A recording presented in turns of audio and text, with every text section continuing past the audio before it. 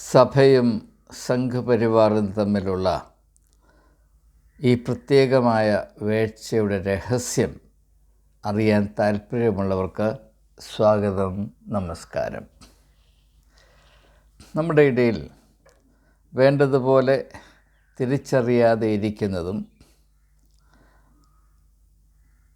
മനസ്സിലാക്കാൻ ബഹുഭൂരിപക്ഷം ആളുകളും കൂട്ടാക്കാത്തതുമായ വളരെ ശ്രദ്ധേയമായ ഒരു യാഥാർത്ഥ്യത്തെ ഹ്രസ്വമായി ഒന്ന് സ്പർശിക്കുക മാത്രമാണ് ഈ വീഡിയോയുടെ ലക്ഷ്യം.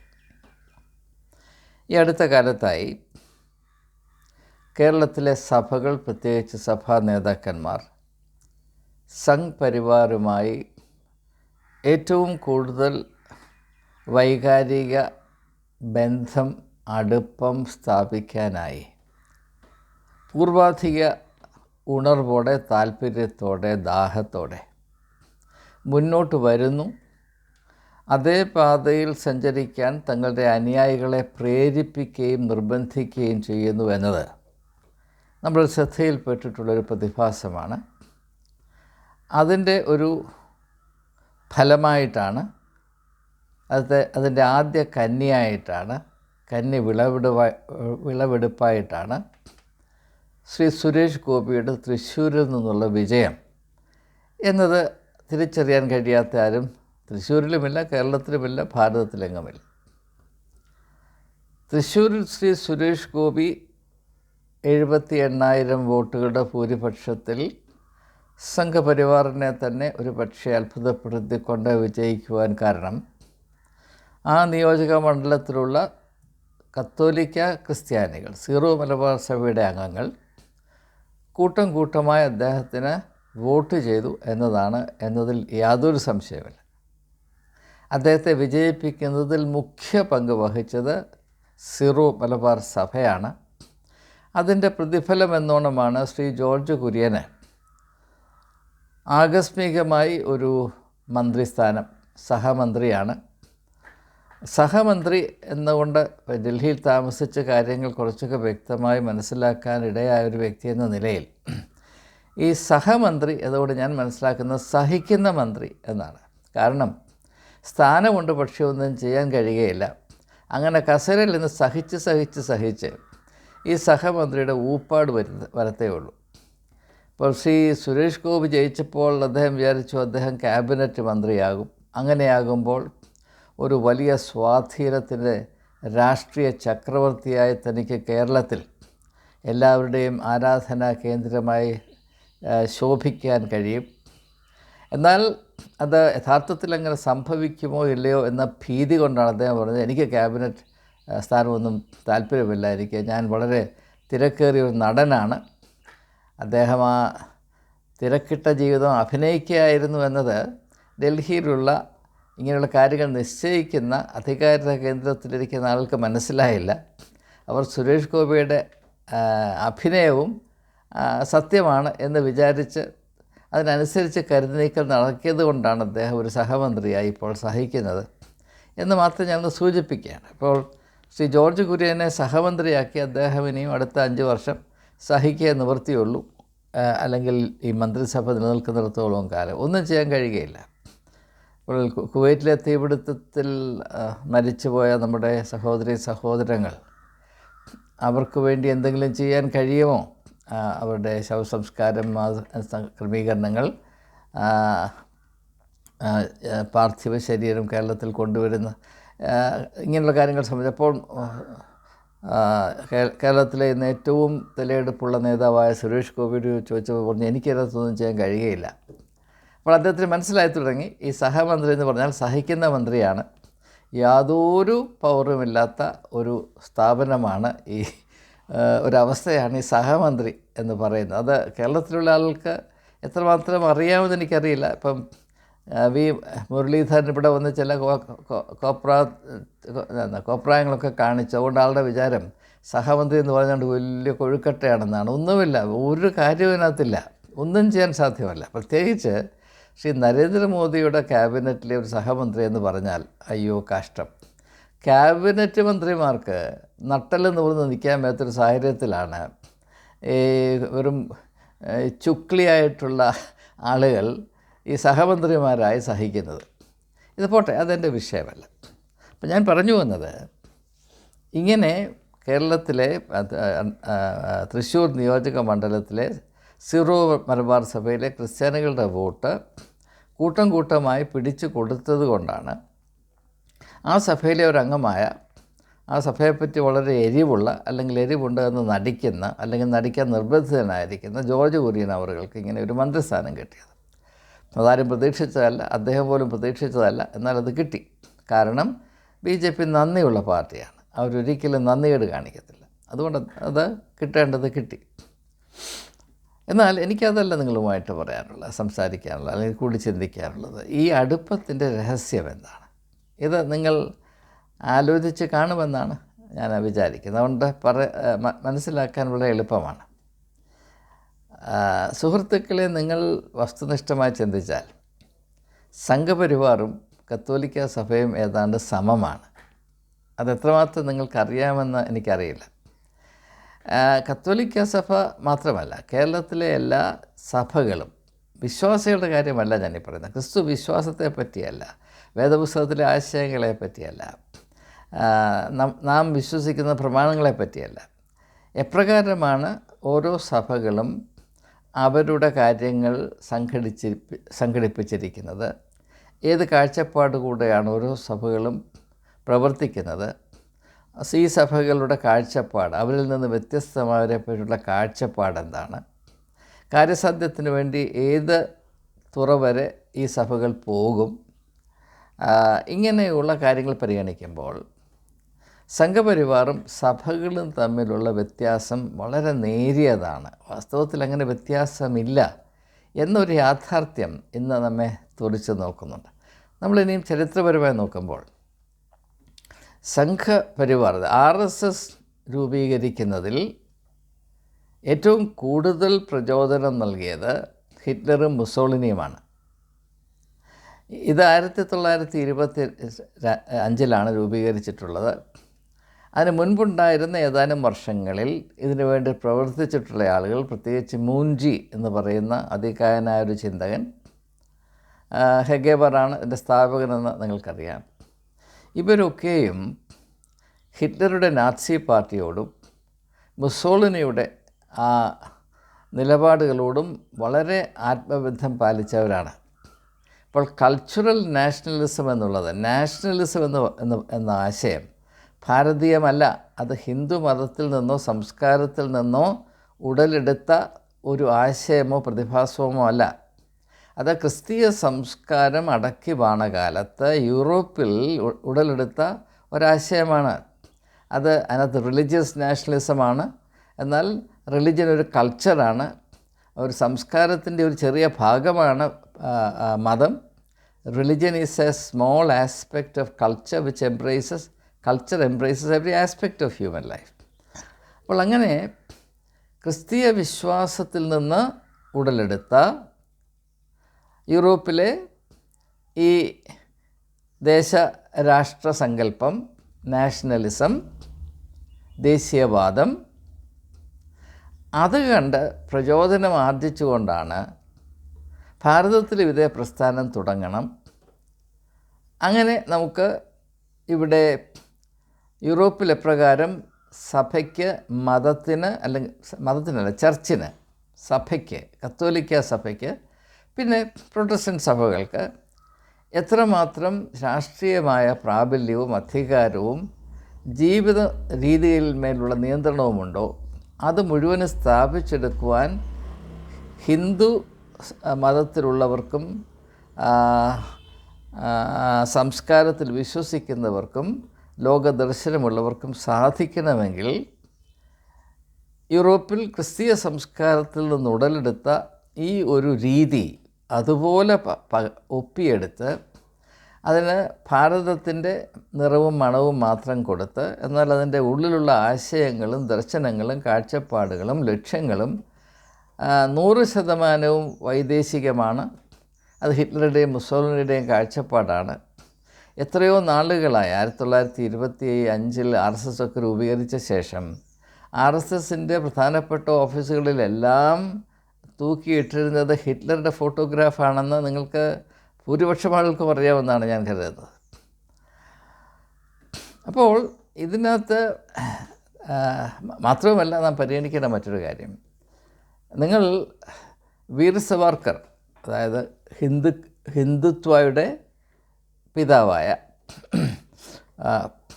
വീർ സവാർക്കർ എഴുതിയ ഹിന്ദുത്വയുടെ ബൈബിൾ എന്ന് പരിഗണിക്കപ്പെടുന്ന ഹിന്ദുത്വ എന്ന പുസ്തകം,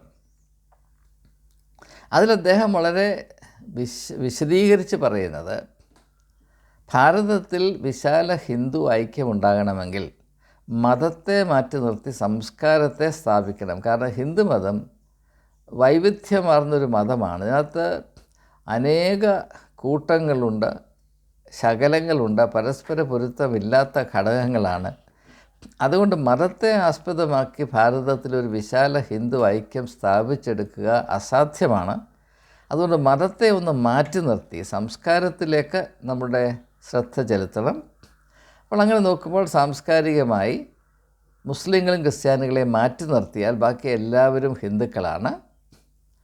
കാരണം മുസ്ലിങ്ങളുടെയും ക്രിസ്ത്യാനികളുടെയും പിതൃഭൂമിയും പുണ്യഭൂമിയും ഭാരതത്തിന് വെളിയിലാണ്. അതുകൊണ്ട് അവർക്ക് പൗരന്മാരാകാനുള്ള അവകാശമില്ല. അവർ മറ്റുള്ളവർ പറയുന്നത് പോലെ മാത്രം ജീവിക്കാൻ അവകാശമുള്ളവരാണ്. അങ്ങനെ സെക്കൻഡ് ക്ലാസ് സിറ്റിസൻസ് ആയിട്ട് ജീവിക്കാൻ മനസ്സിലാത്തവർ ഇവിടുന്ന് പോകണം എന്നതാണ് ദർശനമെന്ന് നമുക്ക് ഏവർക്കും അറിയാം. ഇത് യൂറോപ്യൻ നാഷണലിസമാണ്. എന്തുകൊണ്ടാണ് ഹിറ്റ്ലർ യൂതന്മാരെ പീഡിപ്പിച്ചത്? ജർമ്മനിയുടെ വീര്യം വീണ്ടെടുക്കണമെങ്കിൽ അവിടെ ഒരേ ഒരു വർഗം, ഒരേ ഒരു റേസ് മാത്രമേ പാടുള്ളൂ. ഈ റേഷ്യൽ സങ്കലനമുണ്ടായാൽ, റേഷ്യൽ ഇൻ്റർമിംഗ്ലിംഗ് ഉണ്ടായാൽ അത് വീര്യത്തെ കെടുത്തും എന്നതായിരുന്നു ഹിറ്റ്ലറിൻ്റെ ഒരു ഭീതി. അദ്ദേഹം അത് ആത്മാർത്ഥമായിട്ട് വിശ്വസിച്ചിരുന്നു. അതുകൊണ്ടാണ് 1935 ഉണ്ടാക്കിയ നിയമങ്ങളിൽ ജർമ്മൻകാരും യഹൂദന്മാരും പരസ്പരം വിവാഹമുണ്ടാകരുത്, ജർമ്മൻകാരുടെ വീടുകളിൽ 45 വയസ്സിന് താഴെയുള്ള യൂത സ്ത്രീകളെ വേലക്കാരായി നിയമിക്കരുത് എന്ന കർശനമായ നിയമം കൊണ്ടുവന്നു. അപ്പോൾ ഇങ്ങനെ ഒരു കാഴ്ചപ്പാട്, അത് ദൗർഭാഗ്യവശാൽ യേശുവിൻ്റെ പേരിൽ സ്ഥാപിക്കപ്പെട്ടു എന്ന് പറയുന്ന മതങ്ങൾ ആർജിച്ച ഒരു വിധത്തിലും സാധൂകരിക്കാൻ കഴിയാത്ത ഒരു നിഷേധാത്മകതയുണ്ട്. മറ്റുള്ളവരെ, നമ്മളിൽ നിന്ന് വ്യത്യസ്തമാരെ വെറുക്കുകയും അവർ ഒരു വലിയ ശാപമാണെന്നും അപകടമാണെന്നും മനഃപൂർവ്വം തെറ്റിദ്ധരിക്കുകയും അവരെല്ലാം നരകത്തിൽ പോകും, അവർ നരകത്തിൽ പോകുന്നത് കൊണ്ട് മാത്രം നമ്മൾ സ്വർഗത്തിൽ പോകും എന്നൊക്കെ മനുഷ്യൻ്റെ ബുദ്ധിക്ക് ഒരു കാലത്തും ചേരാൻ കഴിയാത്ത വിധത്തിലുള്ള പൊട്ടത്തരങ്ങൾ വലിയ ഭക്തിയോടെ വിളിച്ചു പറയുകയും മറ്റുള്ളവരെ അറിയിക്കുകയും അവരെ കൊണ്ട് വിശ്വസിപ്പിക്കുകയും ചെയ്താണ് സഭകൾ ഈ കാലമത്രയും നിലനിന്നത് എന്നത് വളരെ ദുഃഖത്തോടും ലജ്ജയോടും കൂടെയാണ് ഞാൻ എക്കാലത്തും ഓർത്തുകൊണ്ടിരുന്നത്. ഇപ്പോൾ അത് അങ്ങനെ തന്നെയാണ്, യാതൊരു മാറ്റവും വന്നിട്ടില്ല. ഇതേ മനോഭാവം തന്നെയാണ് സംഘപരിവാറിനും. അവരിൽ നിന്ന് വ്യത്യസ്തമായവരെല്ലാം ക്രിസ്ത്യാനികൾ എപ്രകാരം അക്രൈസ്തവരെ ഏതാണ്ട് അനേക നൂറ്റാണ്ടുകളായി, കുറഞ്ഞ പക്ഷം 1.5 സഹസ്രാബ്ദങ്ങളായി കണ്ടുവോ, അതുപോലെ തന്നെയാണ് സംഘപരിവാർ സാംസ്കാരികമായും രാഷ്ട്രീയമായും മതപരമായും അവരിൽ നിന്ന് വ്യത്യസ്തത പാലിക്കുന്ന ആരൊക്കെയുണ്ടോ അവരെയൊക്കെ വെറുക്കണമെന്നും പുറന്തള്ളണമെന്നും അവർക്ക് ഇവിടെ സമാധാനത്തോടും സ്വാതന്ത്ര്യത്തോടും അഭിമാനത്തോടും ജീവിക്കാനുള്ള അവകാശത്തിന് അർഹതയില്ല എന്ന നിലപാടെടുക്കുന്നത് ക്രിസ്ത്യാനികൾ കഴിഞ്ഞ കാലം അത്രയും വച്ചു പുലർത്തിയ കാഴ്ചപ്പാടിൻ്റെ ഒരു രാഷ്ട്രീയ ആവിഷ്കാരമാണ് എന്നതാണ് ഞാൻ മനസ്സിലാക്കുന്നത്. നിങ്ങൾ സംഘപരിവാറിൻ്റെ പ്രവർത്തന രീതികളും വിശ്വാസ പ്രമാണങ്ങളും ഒരു സൈഡിൽ വയ്ക്കുക, പ്രത്യേകിച്ച് കത്തോലിക്ക സഭയുടെ വിശ്വാസ പ്രമാണങ്ങളും പ്രവർത്തന രീതികളും മറ്റൊരു സൈഡിൽ വെച്ച് രണ്ടും കൂടെ താരതമ്യപ്പെടുത്തിയാൽ എന്ത് കണ്ടുപിടിക്കും? ഒരു ഉദാഹരണം പറഞ്ഞാൽ, കത്തോലിക്ക സഭയ്ക്ക് ഒരു പോപ്പുണ്ട്. സംഘപരിവാറിന് ഒരു സരസഞ്ചാലക്കുണ്ട്. അതാണ് മോഹൻ ഭാഗവത്. കത്തോലിക്ക സഭയ്ക്ക് പോപ്പിനുള്ള സ്ഥാനം അതുപോലെ തന്നെയാണ് സംഘപരിവാറിൽ RSSൻ്റെ സരസഞ്ചാലക് ഇപ്പോഴത്തെ മോഹൻ ഭാഗവത്തിന് ഉള്ളത്. യാതൊരു സംശയവും വേണ്ട. രണ്ടാമത്, കത്തോലിക്ക സഭ എന്ന് പറഞ്ഞാൽ സഭയാണ് വേദപുസ്തകത്തെക്കാൾ വലുത്, വിശ്വാസത്തെക്കാൾ വലുത്, യേശുവിനേക്കാൾ വലുത്, ദൈവത്തെക്കാൾ വലുത് എന്നാണ് പഠിപ്പീര്. എന്നാൽ അതേ മനോഭാവമാണ് ഹിന്ദു മതം എങ്ങനെയും ആയിക്കൊള്ളട്ടെ, സാരമില്ല, സംഘപരിവാർ പറയുന്നതാണ് ഹിന്ദുമതത്തെപ്പറ്റി പോലുമുള്ള ആത്യന്തികമായ സത്യമെന്ന നിർബന്ധം. എന്നാൽ സംഘപരിവാർ പറയുന്ന ഹിന്ദുത്വയും ഈ രാജ്യത്തെ ജനങ്ങളുടെ ആത്മീയ വെളിച്ചമായി സഹസ്രാബ്ദങ്ങളായി നിലകൊണ്ട ഹിന്ദു ആത്മീയ ദർശനവും തമ്മിൽ എന്തെങ്കിലും പൊരുത്തമുണ്ടോ എന്ന് തീരുമാനിക്കേണ്ടത് പ്രബുദ്ധരായ ഹിന്ദുക്കളാണ്. ഞാൻ അതിനെപ്പറ്റി കൂടുതലായിട്ടൊന്നും പറയുന്നില്ല. പക്ഷേ എൻ്റെ പരിമിതമായ അറിവ് നോക്കുമ്പോൾ ഇത് തമ്മിൽ പരസ്പരം പൊരുത്തപ്പെടാത്ത രണ്ട് ഘടകങ്ങളാണ്. അത് എൻ്റെ ധാരണ തെറ്റാണെങ്കിൽ ദയവായി എന്നെ അറിയിക്കുക. ഇപ്പോൾ ശ്രീരാമൻ്റെ കാര്യം പറയുമ്പോൾ തന്നെ ശ്രീരാമൻ മര്യാദാ പുരുഷോത്തമാണ്, അതായത് ഗോഡ് ഓഫ് റൈറ്റിയസ്നെസ്. പക്ഷേ അദ്ദേഹത്തിൻ്റെ അജണ്ട സംഘപരിവാറിൻ്റെ കയ്യിലെത്തിക്കഴിയുമ്പോൾ, അദ്ദേഹത്തെ മാനിക്കാനെന്ന പേരിൽ ഒരു അമ്പലം പണിയുമ്പോൾ, അതിൻ്റെ പ്രക്രിയയിൽ ശ്രീരാമൻ ഏത് ധാർമ്മികമായ ഔന്നത്യത്തിനു വേണ്ടി നിലകൊണ്ടുവോ അത് മാനിക്കപ്പെടണമെന്നേ ഇല്ല. ഇത് മാത്രവുമല്ല, അത് മാനിക്കപ്പെടാതെ രാഷ്ട്രീയമായോ അല്ലാതെയുള്ള ഭുജബലം കൊണ്ട് ഒരു അമ്പലം പണിത് ശ്രീരാമന് സമർപ്പിക്കുന്നതാണ് ഭക്തി എന്ന് ചിന്തിക്കുന്ന ഒരു യാഥാർത്ഥ്യമുണ്ട്. അത് തന്നെയാണ് കത്തോലിക്ക സഭ.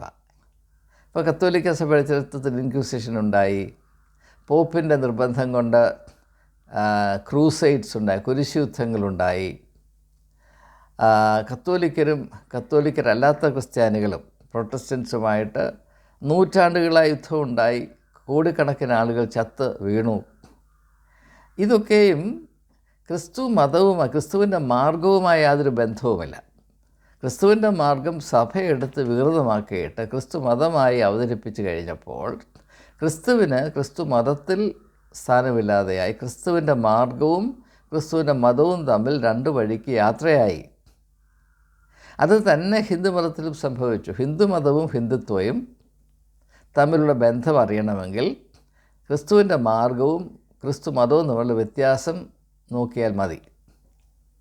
സഭകൾ മുഴുവനും ക്രിസ്തു മതമാണ്, ക്രിസ്തുവിൻ്റെ മാർഗവുമായി അവയ്ക്ക് വലിയ ബന്ധമൊന്നുമില്ല.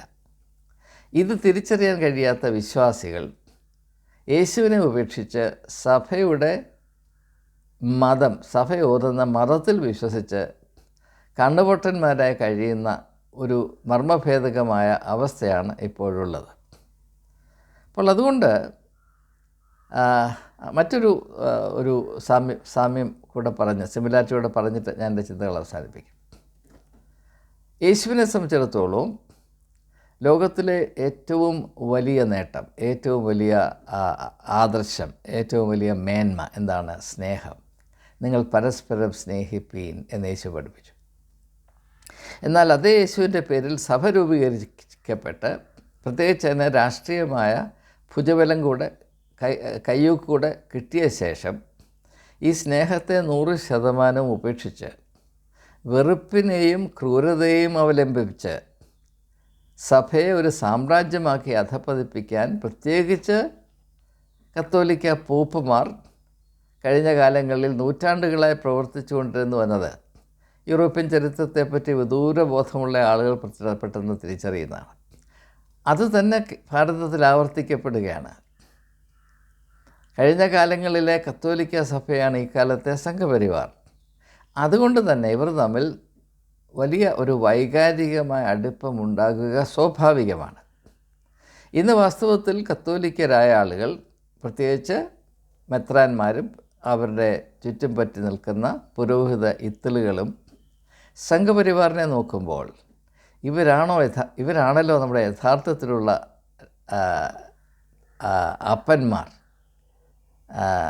നമ്മൾ ഇവരുടെ പുത്രീപുത്രന്മാരാണല്ലോ എന്ന് തിരിച്ചറിയാൻ നാളിത്ര എടുത്തല്ലോ എന്ന ഒരു ഇച്ഛാഭംഗം മാത്രമേ അവർക്കുണ്ടാകുവാൻ സാധ്യമാകുകയുള്ളൂ. അതുകൊണ്ട് ന്യായമായും സംഘപരിവാറും കത്തോലിക്ക സഭയും എന്നുള്ള ബന്ധം ഇനി അങ്ങോട്ടുള്ള നാളുകളിൽ കൂടുതൽ സുദൃഢമാകും. അതുകൊണ്ട് കേരളത്തിൻ്റെ രാഷ്ട്രീയ മേഖലയിൽ സംഭവിക്കാൻ പോകുന്ന മാറ്റങ്ങൾ വളരെ വളരെ ഗണ്യമായിരിക്കും.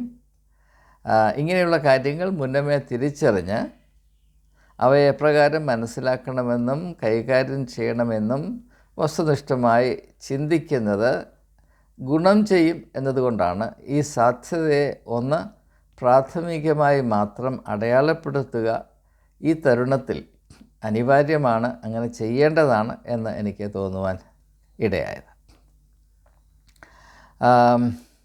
പ്രത്യേകിച്ച് എന്നെ എക്കാലത്തും ബുദ്ധിമുട്ടിപ്പിച്ചിട്ടുള്ളൊരു കാര്യം ക്രിസ്ത്യാനികൾക്ക് അക്രൈസ്തവരോടുള്ള നിലപാടാണ്. സത്യമായി പറഞ്ഞാൽ നമുക്ക് മറ്റൊരു മതത്തെപ്പറ്റിയും ഒരു ചുക്കും അറിയത്തില്ല. ഞാൻ കുറച്ചൊക്കെ അന്യമതങ്ങളെപ്പറ്റി പഠിക്കാൻ ശ്രമിച്ചൊരു വ്യക്തിയാണ്. പക്ഷേ നെഞ്ചത്ത് കൈവച്ചുകൊണ്ട് ഞാൻ നിങ്ങളോട് പറയാം, എനിക്ക് ഹിന്ദുമതം എന്താണെന്നോ ഇസ്ലാം മതം എന്താണെന്നോ ബൗദ്ധമതം എന്താണെന്നോ സിഖ് മതം എന്താണെന്നോ വേണ്ടതുപോലെ ഒരു ബോധവുമില്ല, ഒരറിവുമില്ല. ഇവയൊക്കെ അറിയാവുന്ന 2 പേർ കേരളത്തിലുണ്ട് ഞാൻ കരുതുന്നുമില്ല. കാരണം ഞാൻ അരനൂറ്റാണ്ടായി ക്രിസ്തുമതം അല്പമെങ്കിലും ഒന്ന് പഠിക്കാൻ ശ്രമിച്ചിട്ട് ഇന്ന് വരെ എങ്ങും എത്തിയിട്ടില്ല. ഹിന്ദുക്കളുടെ ഭാഷയിൽ പറഞ്ഞാൽ ഒരു 100 ജന്മമുണ്ടെങ്കിൽ ഇതിൻ്റെ ഒരു കോണം നമുക്ക് മനസ്സിലാക്കാൻ സാധിക്കും. എന്നിരിക്കെ നാം എങ്ങനെയാണ് ഈ എല്ലാ മതങ്ങളുടെയും A to Z അറിഞ്ഞിട്ട് അതിൽ നിൽക്കുന്ന ആളുകളെല്ലാം നരകത്തിൽ പോകും, നമ്മൾ മാത്രം സ്വർഗത്തിൽ പോകുമെന്ന് നാം പറയുന്നു? ക്രിസ്തുവിൻ്റെ മാർഗവും നമ്മൾ തമ്മിലുള്ള ബന്ധം എന്താണ്?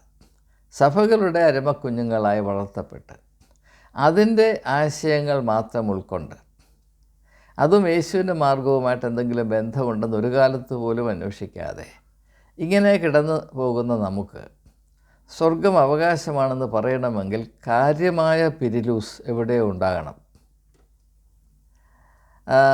അതുകൊണ്ട് ഒട്ടും അറിയാത്തത് കൊണ്ടാണ്, അജ്ഞതയുടെ കൊടുമുടിയിൽ നിന്നുകൊണ്ടാണ് നന്മ ക്രിസ്ത്യാനികളുടെ ഇടയിൽ മാത്രമേ ഉള്ളൂ, ദൈവികമായ വെളിച്ചം ക്രിസ്ത്യാനികളുടെ ഇടയിൽ എന്ന് പറഞ്ഞാൽ സഭകളുടെ ഉള്ളിൽ മാത്രമേ ഉള്ളൂ, ബാക്കിയുള്ളവരെല്ലാം നരകത്തിൽ പോകും, അവരവിടെ കിടന്ന് തിളയ്ക്കുന്ന എണ്ണയിൽ കിടന്ന് ഞെളിവിരി കൊള്ളുന്ന കണ്ട് ഞങ്ങൾ രസിക്കുമെന്നൊക്കെ പറയുന്നത്. എനിക്ക് പോപ്പ് ഫ്രാൻസിസിനോടുള്ള വലിയ ബഹുമാനത്തിൻ്റെ ഒരു കാര്യം, അദ്ദേഹം ചില സത്യങ്ങൾ വിളിച്ചു പറയുന്നു. ഞാൻ അതിനെപ്പറ്റി വേറൊരു വീഡിയോ ചെയ്യണമെന്ന് വിചാരിക്കുകയാണ്. നിങ്ങൾക്കറിയാമോ, പോപ്പ് ഫ്രാൻസിസ് നരകം എന്ന് പറയുന്ന ഈ സങ്കല്പത്തിൽ വിശ്വസിക്കുന്നില്ല എന്ന് പറഞ്ഞാൽ കത്തോലിക്കരായ എൻ്റെ സുഹൃത്തുക്കൾ ബോധം കെട്ടുപോകും. അദ്ദേഹം വിശ്വസിക്കുന്നില്ല. കാരുണ്യവാനായ ദൈവം, സ്നേഹനിധിയായ ദൈവം തൻ്റെ സൃഷ്ടികളെ നാം വിഭാവന ചെയ്യുന്ന നരകത്തിലിട്ട് വറുത്ത് പൊരിച്ച് അവരുടെ നരകയാതന അനന്തമായി ഒരു എൻ്റർടൈൻമെൻറ്റായി കാത്തു സൂക്ഷിക്കുകയില്ല എന്ന പോപ്പ് ഫ്രാൻസിസിൻ്റെ ഈ ഒരു നിലപാട് കത്തോലിക്കർക്ക് നന്നേ ശല്യം ചെയ്യുന്നുണ്ട്. ഒരുപക്ഷെ നിങ്ങൾക്കറിയാവുന്നതുപോലെ പോപ്പ് ഫ്രാൻസിസിനെ കത്തോലിക്ക സഭയിൽ നിന്ന് നിഷ്കാസനം ചെയ്യണം, എക്സ്കമ്മ്യൂണിക്കേറ്റ് ചെയ്യണം എന്ന ഒരു ശക്തമായ ആവശ്യം ഈ അടുത്ത കാലത്ത് പൊന്തി വന്നിട്ടുണ്ട്. അതാണ് യാഥാർത്ഥ്യം.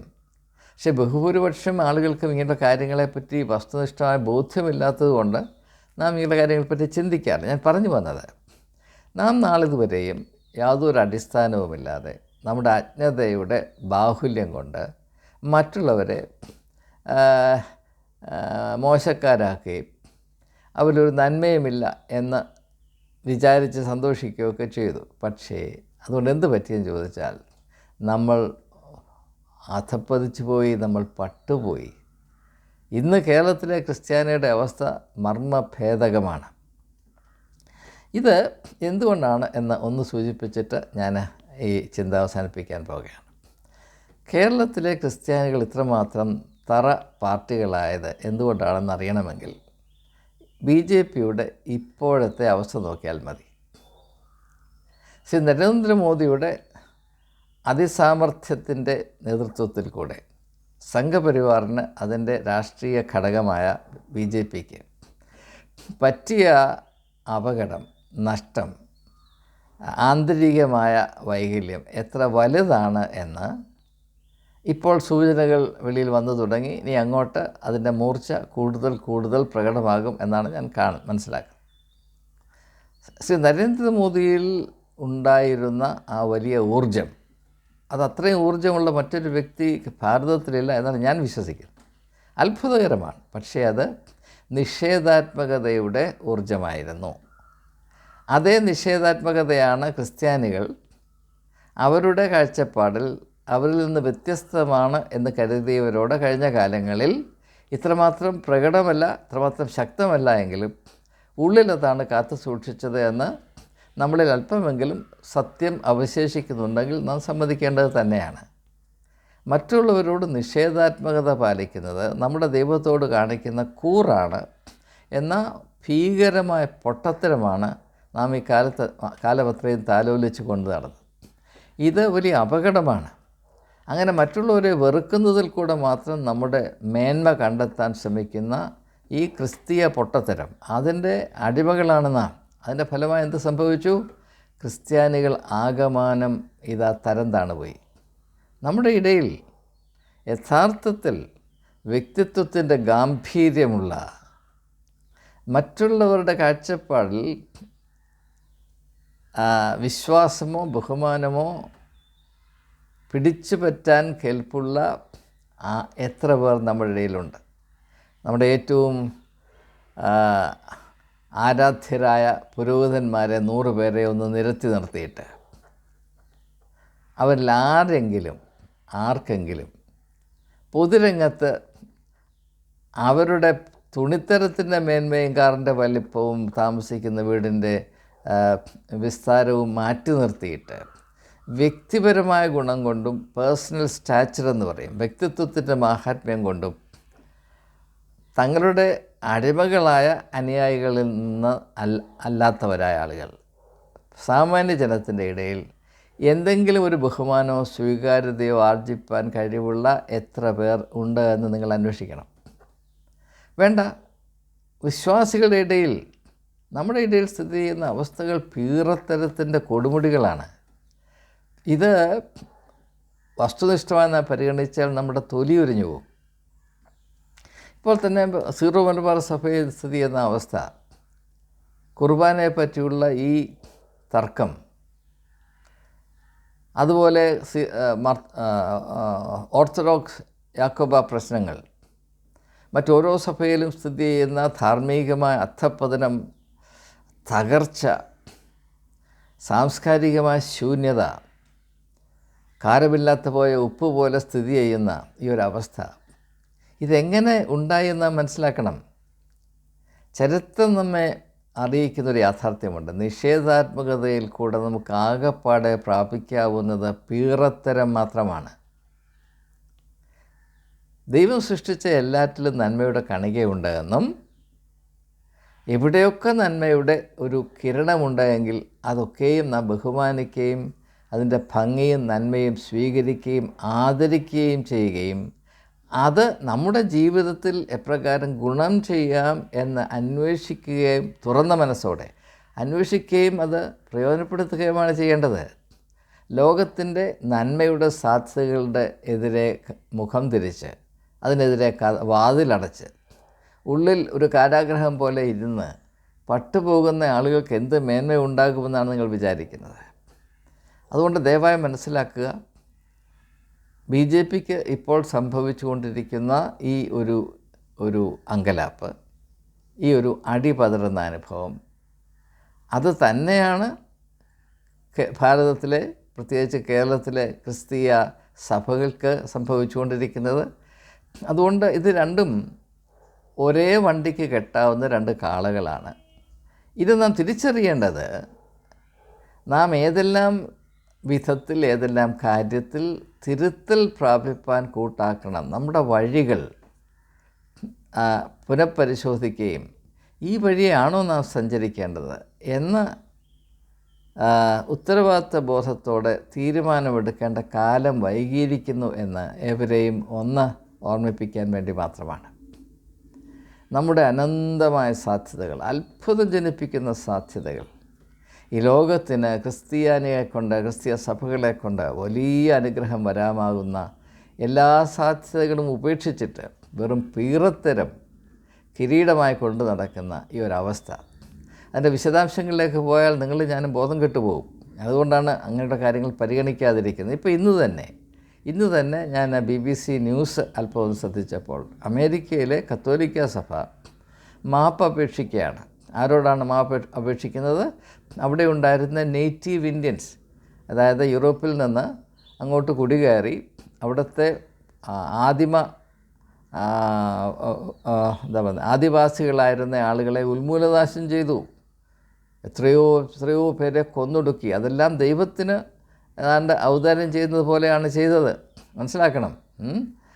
അങ്ങനെ കൊന്നൊടുക്കാത്തവരുടെ തലമുറകളെ അവരുടെ സംസ്കാരത്തിൽ നിന്ന് കത്തോലിക്ക സഭയിലേക്ക് കൊണ്ടുവരുന്നതിന് വേണ്ടി ബലം പ്രയോഗിച്ച് അങ്ങനെയുള്ള കുടുംബങ്ങളിലെ കുഞ്ഞുങ്ങളെ പിടിച്ച് അടർത്തിയെടുത്ത് കത്തോലിക്ക സഭ സ്ഥാപിച്ച സ്കൂളുകളിൽ, ബോർഡിംഗ് സ്കൂളുകളിൽ കൊണ്ട് വസിപ്പിക്കുകയും അവിടെ അവരെ നന്നേ മസ്തിഷ്ക പ്രക്ഷാളനം ചെയ്ത് അവരിൽ ബഹുഭൂരിപക്ഷം ആളുകളെയും ശാരീരികമായി പീഡിപ്പിച്ച് ലൈംഗികമായി ചൂഷണം ചെയ്ത്, ഭീകരമായി ലൈംഗികമായി ചൂഷണം ചെയ്ത്, അങ്ങനെ നമുക്ക് വെളിയിൽ പറയാൻ സാധ്യമല്ലാത്ത അപരാധം ഈ കുഞ്ഞുങ്ങളോട് ചെയ്തതിൻ്റെ ചരിത്രം ഭീകരമാണ്.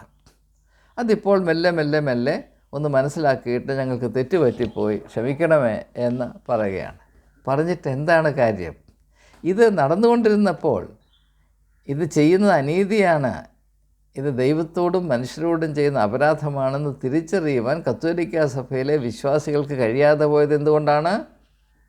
കാരണം മറ്റൊന്നുമല്ല, ഇപ്പോഴത്തെ ക്രിസ്ത്യാനികൾ, കത്തോലിക്കർക്ക് അവരുടെ സഭയിൽ സ്ഥിതി ചെയ്യുന്ന പൊട്ടത്തരങ്ങൾ പൊട്ടത്തരങ്ങളാണെന്ന് തിരിച്ചറിഞ്ഞിട്ടും അങ്ങനെയാണ് എന്ന് പറയാനുള്ള നട്ടൽ ഇന്നുമില്ല. പിന്നെ എങ്ങനെയാണ് അന്നുണ്ടാകുന്നത്?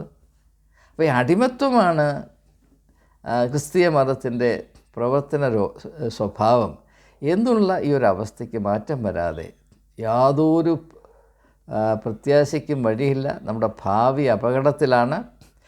ഇങ്ങനെ ഒരു മതം ഇല്ലാത്തതാണ് നല്ലത് എന്ന് പറയാൻ എനിക്ക് യാതൊരു മടിയുമില്ല. മനുഷ്യൻ്റെ നന്മയ്ക്ക് ഉതകാത്തത്, മനുഷ്യ അന്തസ്സിനെ കൊഞ്ഞനം കാണിക്കുന്ന ഒന്നും ഒരു നിമിഷം പോലും ആരും സഹിക്കരുത് എന്ന അഭിപ്രായക്കാരനാണ് ഞാൻ. അപ്പം അതുകൊണ്ട് വിശ്വാസികളെന്ന് പറയുന്ന ആളുകൾ അവർ ആത്മാർത്ഥതയുള്ളവരാണ്. അവരിൽ നന്മയുടെ അംശങ്ങൾ വളരെ അധികമാണ്. പക്ഷേ അവരുള്ള നന്മ പോലും ഇല്ലാതായി തീരുവാൻ തക്കമുള്ളൊരു ക്രമീകരണമാണ് സഭകളെന്ന് പറയുമ്പോൾ ഇത് ഞാനല്ല പറയുന്നത്. സഭയിൽ ദീർഘനാളായി പുരോഹിതന്മാരായി ജോലി ചെയ്ത ആളുകൾ, അല്പം മനസാക്ഷിയുള്ളവർ, ഇപ്പോൾ ഫാദർ KM ജോർജിനെ പോലെയുള്ള ആളുകൾ കത്തോലിക്ക സഭയിലും അതുപോലെയുള്ള പുരോഹിതന്മാരുണ്ട്. അവർ യാതൊരു മടിയുമില്ലാതെ വിളിച്ചു പറയുന്നത് ഒരു വ്യക്തിയിലുള്ള നന്മയുടെ നാമ്പ് നുള്ളിക്കളയുന്ന പരിപാടിയാണ് സഭയ്ക്കുള്ളിൽ എന്ന് അവർ പറയുകയാണ്. അതെൻ്റെ അനുഭവം കൂടെയാണ്. ഇതുകൊണ്ട് ദൈവം മാനിക്കപ്പെടുമെന്നാണ് പറയുന്നത്. ഇതിൻ്റെ പേര് ഭ്രാന്തെന്നാണ്. ഇത് തിരിച്ചറിയുവാനുള്ളൊരു തൻ്റെ ഇടം ക്രിസ്ത്യാനികൾ, വിശ്വാസികൾ കാണിക്കണം എന്ന ഒരു അപേക്ഷയോടെ എൻ്റെ വാക്കുകൾ ഉപസംഹരിക്കുന്നു. ഏവർക്കും നല്ലത് മാത്രം വരട്ടെ. ശാന്തി ശാന്തി ശാന്തി ശാന്തി ഹി. യേശു പറഞ്ഞില്ലേ, എൻ്റെ സമാധാനം ഞാൻ നിങ്ങൾക്ക് നൽകുന്നു. സമാധാനം.